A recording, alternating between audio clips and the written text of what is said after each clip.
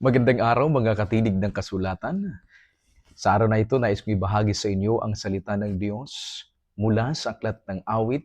Ang kapitulo ay 1 hanggang 6. Ang sabi po ron, mapalad ang taong hindi namumuhay ayon sa payo ng masama o sumusunod sa mali nilang halimbawa at hindi nakikisama sa mga taong nangungutya. Sa halip, ay nagagalak siyang sumunod sa mga aral na nagmula sa Panginoon at araw at gabi ito'y kanyang pinagbubulay-bulayan. Ang katulad niya ay isang punong kahoy na itinanim sa tabi ng sapa na namumunga sa takdang panahon at hindi nalalanta ang mga dahon. At ang kasunod, ang sabi niya, magtatagumpay siya sa anumang kanyang ginawa. Ngunit, iba naman ang taong masama. Sila'y parang ipa na tinatangay ng hangin.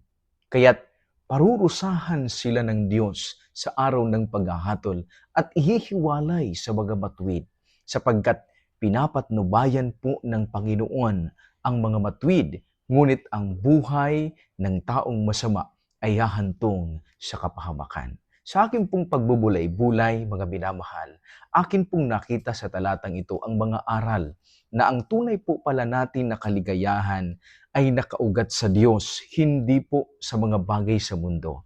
At ang tunay po na mapalad ay hindi nakadepende sa halaga ng salapi na mayroon ka, sa kasikatan na iyong natatamo. Ito daw po ay bunga ng pamumuhay na malapit sa Panginoon at umiiwas sa impluwensya ng kasamaan.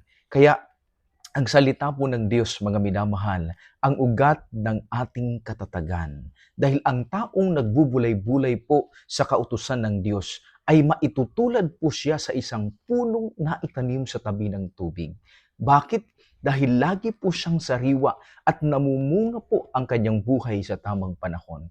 Kaya naman po, ang talatang ito ay paalala po sa atin kung paano po tayo mamuhay ng may direksyon at kaakibat ng pagpapala na mula sa Diyos. Sinasabi po rito na ang tunay na pagpapala ay hindi nakukuha sa pagsabay ng daloy sa mundong ito, kundi sa pamumuhay ayon po sa kanyang salita. Ang taong patuloy po na nagbubulay-bulay sa kautusan ng Panginoon ay naihahalin tulad sa punong malapit sa tubig, laging sariwa at nagkakaroon siya ng bunga at higit sa lahat matibay siya sa kahit anong panahon.